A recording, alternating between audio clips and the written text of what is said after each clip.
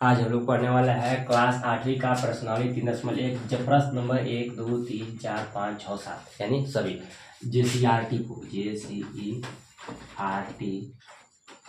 जो झारखंड में रहेगी। आप लोग भी अब चाहते हुए है और झारखंड बोर्ड से है तो सबसे पहले इस वीडियो को देखिए, इसके बाद एक प्यारा सा कमेंट, लाइक और सब्सक्राइब कर सकते हैं।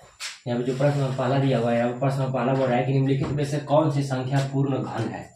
आप लोग जो अध्याय 2 होगा उसमें आप लोग पढ़ा होगा कौन सी संख्या पूर्ण वर्ग है, पर इसमें बोला है कि कौन सी संख्या पूर्ण घन है। तो सबसे पहले हम लोग इसे इसका हम लोग भाज्य गुणनखंड करेंगे। हाल लिख के भाज्य गुणनखंड करेंगे। सबसे पहले 2 से कट जाएगा या हाल सौ, फिर 2 से कट जाएगा ऐसे, फिर 2 से कट जाएगा 1, 2, फिर 5 से कट जाएगा 25 मरतबा, फिर 5 से कट जाएगा 1 मरतबा, 5 मरतबा में। तो यहाँ पर हम लोग लिखेंगे 1000 का घन। 1000 का जो घन है, यानी हम लोग जब हम लोग घन किए इतना का ये गुणनखंड किया है तो सबसे पहले हम लोग क्या प्राप्त हुआ है 2, 2, 2 और 5, 5, 5, 5, 5 लिख लेंगे। सबसे पहले 5, 5, 5। तो पूर्ण वर्ग बनाने के लिए हम लोग 2 जोड़ा लगाते थे, पर पूर्ण घन बनाने के लिए हम लोग 3 अंक जोड़ा लगाएंगे। तो 2 है जो 3 मरतबा से जोड़ा लग गया है, 5 जो है 3 मरतबा से जोड़ा लग गया है, तो इसे हम लोग लिख सकते हैं 2 गुने 5। अब यहाँ पर हो गया 10, लिखेंगे अतः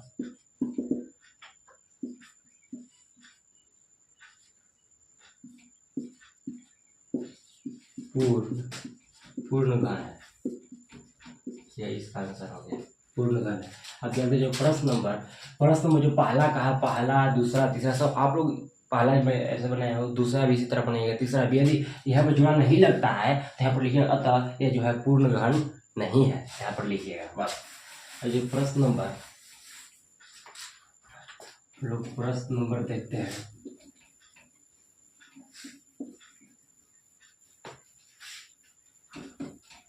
प्रश्न नंबर दूसरा, जो प्रश्न नंबर देखते हैं दूसरा, जो प्रश्न नंबर दूसरा है यहाँ पर बोल रहा है कि प्रत्येक के लिए वह सबसे छोटी संख्या ज्ञात कीजिए जिससे निम्नलिखित संख्याओं को गुना करने पर पूर्ण घन प्राप्त हो जाए। इसमें भी पूर्ण घन का बात कर रहा है। एक हम छोटी संख्या हम लोग ज्ञात कर रहा है, जिससे भी हम लोग जो निजी संख्या दिया हुआ है उसमें अगर गुना करते हैं तो वह पूर्ण घन, और जिसे हम लोग पिछले पूर्ण वर्ग निकाल देते हैं गुना करके, उसी तरह इसमें भी ज्ञात कर रहा है। इसका पहला है बोला है 256, तो हल लिखेंगे। सबसे पहले हम लोग क्या करेंगे कि इसका सबसे पहले हम लोग निकालेंगे, अब भाज्य गुणनखंड करेंगे।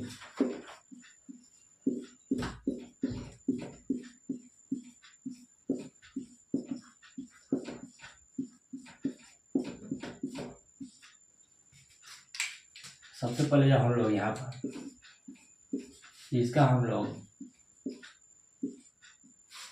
इसका जब हम लोग वर्गमूल, इसका जब अभाज्य गुणनखंड किए इसका घन प्राप्त होता है 2 गुने 2 गुने 2 गुने 2 गुने 2 गुने 2 गुने 2 गुने 2, 1, 2, 3, 4, 5, 6, 7, 8 को प्राप्त होता है।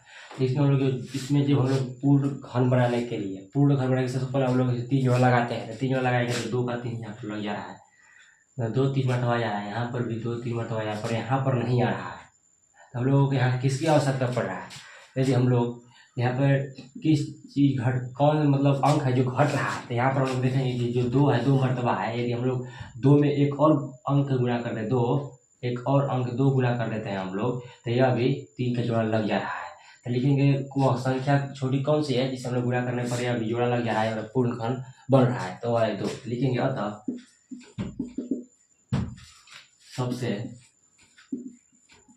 सबसे छोटी संख्या बराबर, यहाँ पर बोला है कि जिससे प्रत्येक के वह सबसे छोटी संख्या क्या कहते हैं, वह छोटी संख्या बराबर 2 है, यही इसका आंसर हो गया। और जो प्रश्न नंबर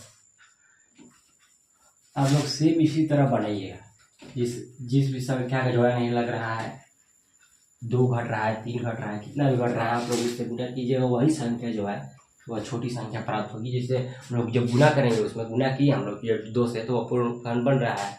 इसी तरह आप लोग ज्ञात कीजिएगा। जो प्रश्न नंबर तीसरा है, प्रश्न नंबर तीसरा भी सेम इसी तरह का है। दूसरा का सब आप लोग बनाइएगा, इससे आप लोगों को बनाने का तरीका मालूम होगा और फिर दोबारा बनाने की आवश्यकता नहीं होगी। यहाँ पर देखिए प्रश्न नंबर तीसरा है, बोल रहा है कि प्रत्येक के लिए वह सबसे छोटी संख्या ज्ञात कीजिए। उसी तरह कि प्रत्येक के लिए वह सबसे छोटी संख्या ज्ञात कीजिए जिससे निम्नलिखित संख्याओं को उसमें गुना करते थे। इसमें हम लोग भाग देने पर भागफल जो है पूर्ण घन प्राप्त हो, इसमें भाग करने पर प्राप्त होना चाहिए।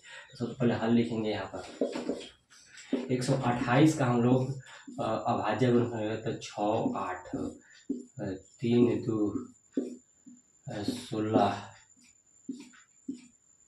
8 4 2 लिखेंगे। इसका जो हम लोग घन निकालेंगे, घन करेंगे तो यहाँ पर लोग प्राप्त होता है 1 2 3 4 5 6 7 1 2 3 4 5 6 7। इसमें 2 का जितने लग रहा है यहाँ पर भी 2 का जो लग रहा है, और यहाँ पर लोगों को बोला नहीं कि किस संख्या से गुना किया जाए, इसमें बोला है किस संख्या से भाग किया जाए। जो संख्या हम लोगों को बच जा रहा है उसी संख्या से हम लोग भाग कर देंगे। तो हम लोग लिखेंगे अतः यहाँ पर किसका जो आने लगा है 2 है, 3 मरतबा यहाँ पर आ गया, 2 है 3 मरतबा यहाँ पर आ गया, पर जो 2 है बच जा रहा है, तो जो संख्या बच जा रहा है उसी संख्या से जब हम लोग भाग करेंगे 128 में तो यह पूर्ण घन प्राप्त हो जाएगा। तो लिखेंगे अतः वह संख्या बराबर 2 है। तो यही इसका आंसर हो गया। और जो प्रश्न नंबर जो तीसरा है, तीसरा का जो प्रश्न नंबर दूसरा तीसरा चौथा पांचवा जो है आप लोग सेम इसी तरह बनाइएगा। जो भी संख्या हम लोगों को वहां पर जोड़ा नहीं लगता है बच जाता है उस संख्या से हम लोग जब इसमें भाग कर देंगे बस वही संख्या, वो उसी संख्या से भाग करने वाला पूर्ण संख्या प्राप्त हो जाता है। अब देखते हैं प्रश्न नंबर 4। जो प्रश्न नंबर 4 है बोल रहा है कि एक संख्या को 5 से गुना करने पर, एक जो संख्या है उस संख्या, एक संख्या को 5 से जब गुना करने पर उसका घन कितना गुना हो जाएगा। एक संख्या को जब हम लोग 5 से गुना करते हैं तो उसका जो घन होगा, पहले सबसे पहले किसी एक संख्या को उठाकर उसमें हम लोग 5 से गुना करेंगे और फिर 5 का घन करेंगे तो हम लोग को कितना प्राप्त होगा यही पूछ रहा है। तो माना कि वह संख्या 1 है, इसलिए 1 गुने 5 करने पर लोग बराबर 5 प्राप्त होता है। अतः 5 का घन यानी 5 का जब क्यों हम लोग करेंगे तो 5 गुने 5 यहाँ पर हम लोग प्राप्त होता है कि 50 25 125। तो अतः जो संख्या हम लोग माने थे उसका कितना गुना हो गया, तो हम लोग संख्या माने थे 1 और 1 का 125 कितना गुना, 125 गुना लिखेंगे। अतः इस कि घन कितना गुना हो जाएगा 125 गुना हो जाएगा। सबसे पहले हम लोग किसी एक संख्या को माने और ये किसी भी बोला है किसी भी संख्या से जब 5 में गुना करने पर, तो 5 हम लोग गुना कर दिए और जब उसका घन ज्ञात करेंगे 5 के जब घन ज्ञात करेंगे तो पहला संख्या का कितना गुना होगा, तो जब घन ज्ञात 125 पहला संख्या जो 1 है 1 का 125 कितना गुना है 125 गुना है, बस यही ज्ञात हो गया। अब देखते हैं जो प्रश्न नंबर जो 5वां है, प्रश्न नंबर जो 5 है हम लोग इसे देखते हैं। जो प्रश्न नंबर 5 है हमें बोला है कि परीक्षित प्लास्टिक का एक घनाभ जिसका भुजाएं, एक परीक्षित प्लास्टिक का एक घनाभ दिया हुआ है जिसकी भुजाएं 5 सेंटीमीटर 2 सेंटीमीटर और 5 सेंटीमीटर है। एक घन बनाने के लिए ऐसे कितने घनाभों की आवश्यकता होगी, एक घन बनाने के लिए कितने ऐसे घनाभों की आवश्यकता होगी। सबसे पहले लिखेंगे हम लोग हल में, यहाँ पर दिया हुआ है कि घनाभ का जब आयतन ज्ञात करेंगे, आयतन सबसे पहले लोग घनाभ आयतन लिखेंगे तो LBH होता है, लंबाई गुणे चौड़ाई गुणे ऊंचाई, यानी यहाँ पर दिया हुआ है कि यानी 5 गुणे 2 गुणे 5 दिया हुआ है। तो यदि हम लोग घन में जब चेंज करना है, यहाँ पर बोला है कि एक घन बनाने के लिए कितने घनाभों की आवश्यकता होगी। जब घन बनाएंगे हम लोग तो घन बनाने के लिए घन में क्या होता है कि सभी भुजाएं बराबर होती है। यदि हम लोग 5 सेंटीमीटर, यदि एक भुजा अगर 5 सेंटीमीटर मानते हैं तो 5 सेंटीमीटर होगा और 5 सेंटीमीटर लगे। घन का जो आयतन होता है, घन का आयतन होता है A क्यूब। ए क्यू यानी यदि हम लोग ए मानते हैं 5, तो 5 गुणे 3 मरतबा होना चाहिए। तो इसमें जो है 5 हम लोग जो मानते हैं उसमें से हम लोग जो एक भुजा 5 साइड आते हैं, तो इसमें 5 3 मरतबा होना चाहिए, इसलिए हम लोग यहाँ पर 5 लिखते हैं। तो यहाँ पर 3 जो 5 है 3 को प्राप्त हो गया। जब 5 रखेंगे तब, अब जब हम लोग यहाँ पर 2 रखते हैं तो हम लोगों को 2 भी 3 मरतबा प्राप्त होना चाहिए, और यहाँ पर एक ही मरतबा आएगा, 2 मरतबा और हम लोग लिख देते हैं यहाँ पर। इसी तरह जब लिखेंगे, इसी तरह आप लोग लिखिएगा तो लिखेंगे तथा घन बनाने के लिए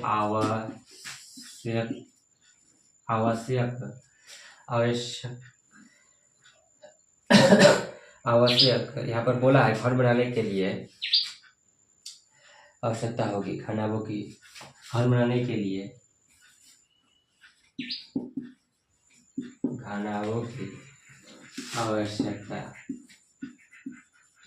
जो आवश्यकता होगा यहाँ पर 5 गुने 2 गुने, तो जो गुना करके तो 2 गुना 4, 4 कुछ 20 जो घना है उससे घन बच जाएगा।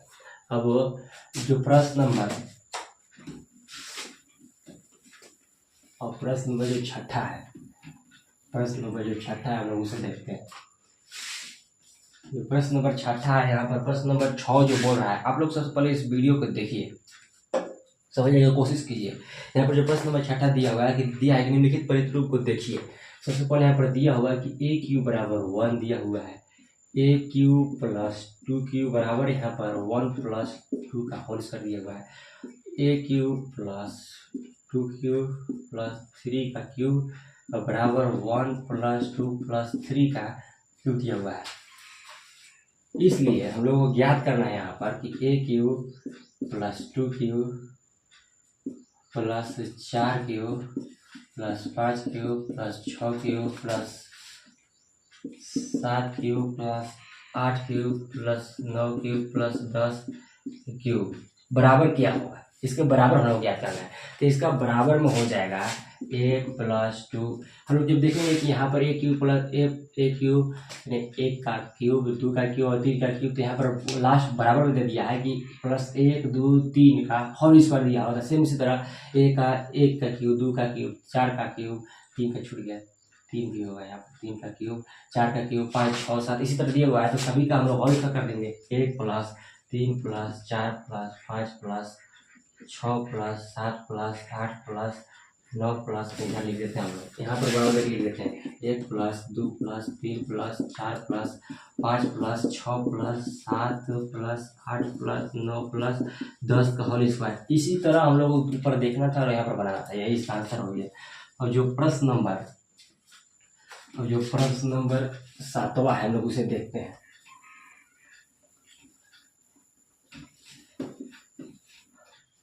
प्रश्न नंबर जो 7 है, अब प्रश्न नंबर 7 बोला है कि निम्नलिखित घन में कौन सम या विषम है। जो पहला दिया हुआ है बोला है कि यह निम्नलिखित घन में कौन सा सम या विषम है।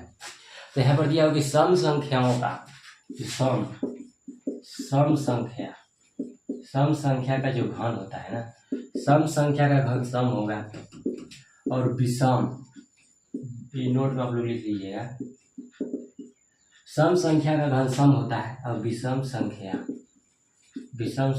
का घन विषम होगा। सम संख्या का घन सम होता है और विषम संख्या का घन विषम होता है, आप लोग इसे नोट कीजिएगा। तो इसी में हम देखते हैं कि यह सम संख्या विषम संख्या है, तो लास्ट में 8 है तो यह सम संख्या है, इसलिए इसका घन भी होगा सम संख्या, तो लिखेंगे सम संख्या। इसका घन क्या है, सम संख्या। तो जो दूसरा है इसमें बोला है 6 6 5 6, अभी लास्ट में 6 है, जो 6 2 से कट जाता है, अभी सम संख्या है, लिखेंगे सम संख्या। इसका जो घन भी होगा सम संख्या होगा। तो जो तीसरा दिया हुआ है 9 2 6 1, यहाँ पर लास्ट में 1 दिया हुआ है, जो संख्या विषम संख्या है, इसलिए इसका जो घन भी होगा विषम संख्या होगा, विषम संख्या। अब जो चौथा देखते हैं हम लोग, देखते हैं 3 3 7 5, ये भी विषम संख्या है, तो इसका जो घन होगा वह भी विषम संख्या होगा, विषम संख्या। यदि आप लोग जो छाटी में और झारखंड बोर्ड से है तो सबसे पहले क्या कीजिए कि इस चैनल को, नॉलेज चैनल को सब्सक्राइब कीजिए। और आज के लिए इतना ही, मिलते हैं कल अगली वीडियो में। Thanks for watching.